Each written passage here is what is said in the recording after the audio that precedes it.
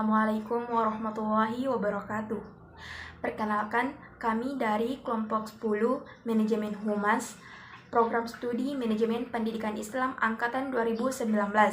Nah, di sini kami akan memaparkan materi kelompok kami yang berjudul Program Kegiatan Hubungan Sekolah dengan Masyarakat. Nah, sebelum itu, perkenalkan kami terlebih dahulu. Saya atas nama Rahmatan, NIM 86231-2019-011, nomor urut 10. Dan perkenalkan, saya atas nama Nasriana dengan NIM 8623120190019, nomor urut 18. Baik, langsung saja di sini kami akan memaparkan materi kelompok kami bab 1 pendahuluan. Yang pertama, latar belakang. Nah, sekolah merupakan lembaga pendidikan yang sangat penting atau yang sangat berarti karena dengan sekolah mampu menciptakan atau mencetak anak didik yang berkarakter, bermoral dan berakhlak. Nah, berbicara mengenai sekolah tentu tidak luput atau tidak bisa terlepas dari peran dari masyarakat terhadap sekolah, karena sekolah bisa berdiri atau bisa ada karena adanya peran dari masyarakat. Namun sebaliknya, masyarakat bisa ada tanpa adanya sekolah di sekitarnya.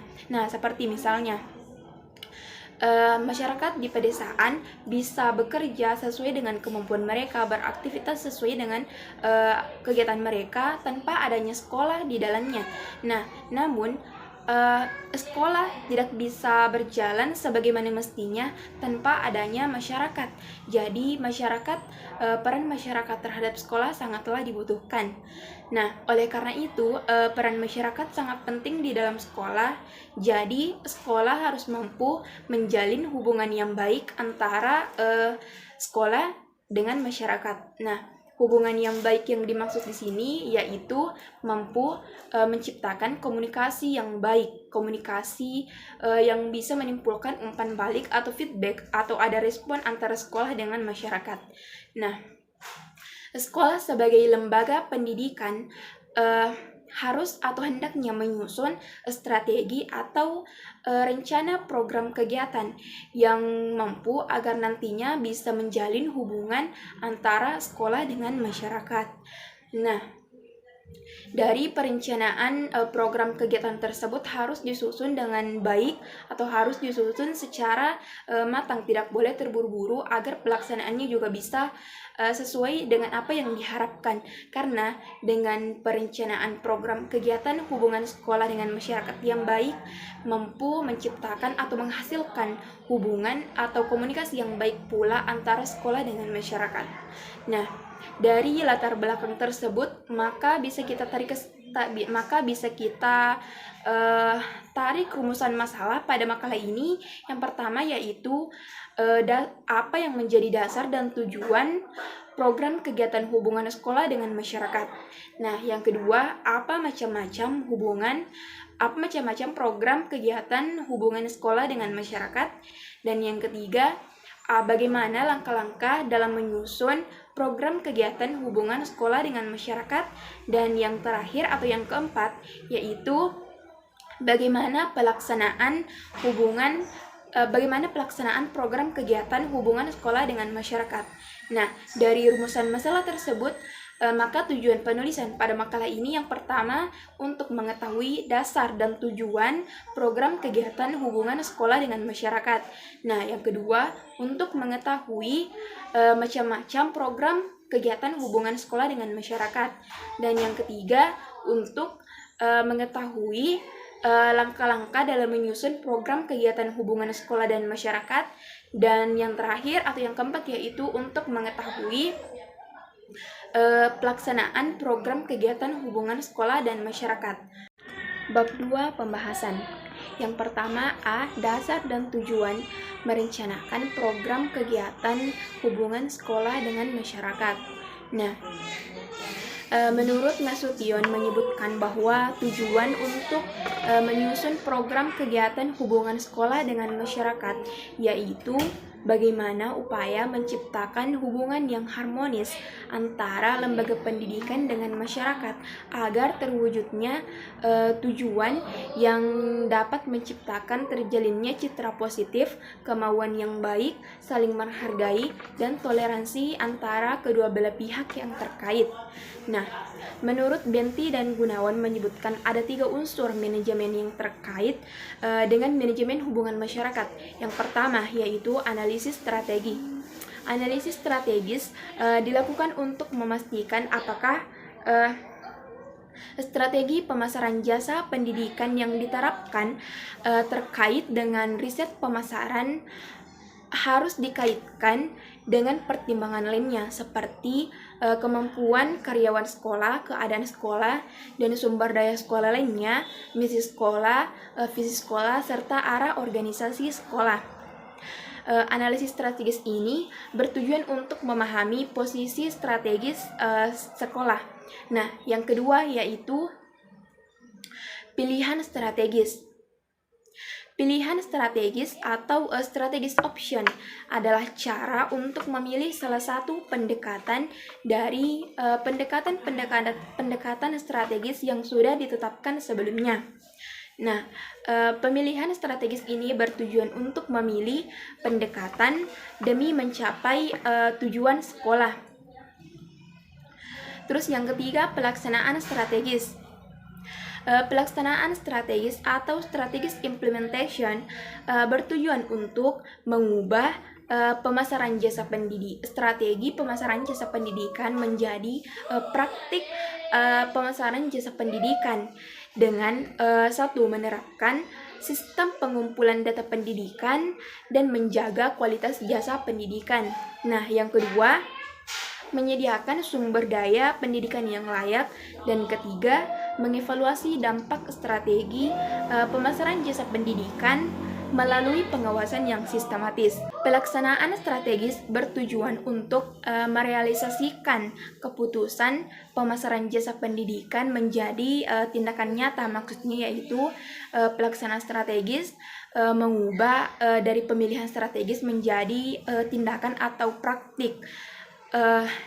Mengubah teori menjadi praktik yang mengisyaratkan bahwa keputusan tersebut atau pilihan strategis tersebut tadi yang sudah dibuat melalui pemikiran terbuka terhadap kelayakan dan penerimaan dari pemasaran jasa pendidikan tertentu.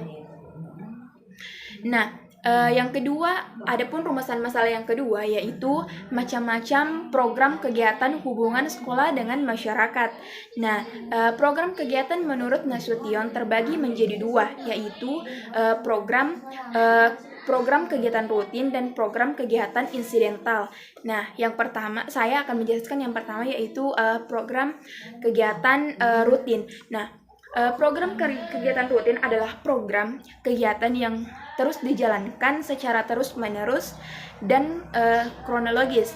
Nah, berikut ini contoh-contoh dari program kegiatan rutin. Yang pertama seperti menerbitkan setiap ada kegiatan di lingkungan lembaga pendidikan. Terus yang kedua, menerbitkan media cetak internet. Nah, yang ketiga, memasukkan berita tentang kegiatan di lingkungan lembaganya ke web internet. Terus yang keempat, mendokumentasikan dan mempublikasikan kegiatan yang layak dipublikasikan di lingkungan lembaga pendidikan. Terus selanjutnya, mengumpulkan, mengolah, dan menyampaikan informasi tentang kegiatan dan kebijakan di lembaga pendidikan.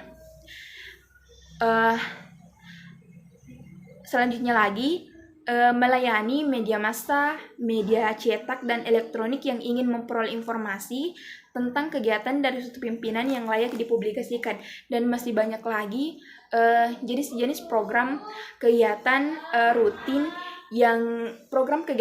hubungan sekolah dengan masyarakat. Nah, selanjutnya program kegiatan yang kedua yaitu program kegiatan insidental akan dipaparkan atau dijelaskan oleh teman kelompok saya atas nama Nasriana. Dengan ini saya persilakan. Baik, langsung saja di sini saya akan melanjutkan dengan memaparkan materi dari kelompok kami, yaitu dengan rumusan masalah yang kedua mengenai apa saja macam-macam program kegiatan hubungan sekolah dengan masyarakat. Program kegiatan insidental. Program kegiatan insidental ini merupakan kegiatan yang dilaksanakan pada periode tertentu. Program kegiatan ini pada prinsipnya membantu pelaksanaan semua program kegiatan yang dilaksanakan pada kantor pusat dalam bidang komunikasi dan publikasi untuk semua warga sekolah maupun masyarakat luas. Kemudian ada beberapa program kegiatan yang tergolong dalam kegiatan insidental. Yang pertama, mengusulkan dan menyelenggarakan pembentukan forum antara humas dengan lembaga pendidikan sekolah, kota, kabupaten, provinsi yang dalam bentuk jangka menengah atau panjang. Kemudian yang kedua yaitu mengusulkan pembentukan forum antar humas di lembaga pendidikan yang tergolong dalam jangka menengah atau panjang. Kemudian yang ketiga yaitu menyediakan konferensi pers atau temu pers dengan wartawan media cetak dan elektronik yang tergolong dalam jangka menengah. Kemudian meningkatkan keterampilan staf humas melalui pelatihan kehumasan dan kursus lain yang terkait dengan kegiatan humas atau jangka menengah. Kemudian mengusulkan kepada pimpinan agar humas memiliki anggaran yang dikelola humas sendiri yang tergolong dalam jangka menengah. Kemudian mengidentifikasikan dan membuat buku tentang bidang keahlian para dosen, pakar atau guru besar di lingkungan lembaga pendidikan untuk memudahkan media massa dalam mewawancarai tentang masalah yang aktual yang tergolong dalam jangka menengah. Dan kemudian menyelenggarakan tentang kepelatihan kehumasan yang tergolong dalam jangka menengah. Kemudian mempublikasikan lembaga pendidikan kepada masyarakat kegiatan sama dengan radio melalui program pendidikan atau program khusus tentang lembaga pendidikannya setiap bulan yang tergolong dalam jangka menengah.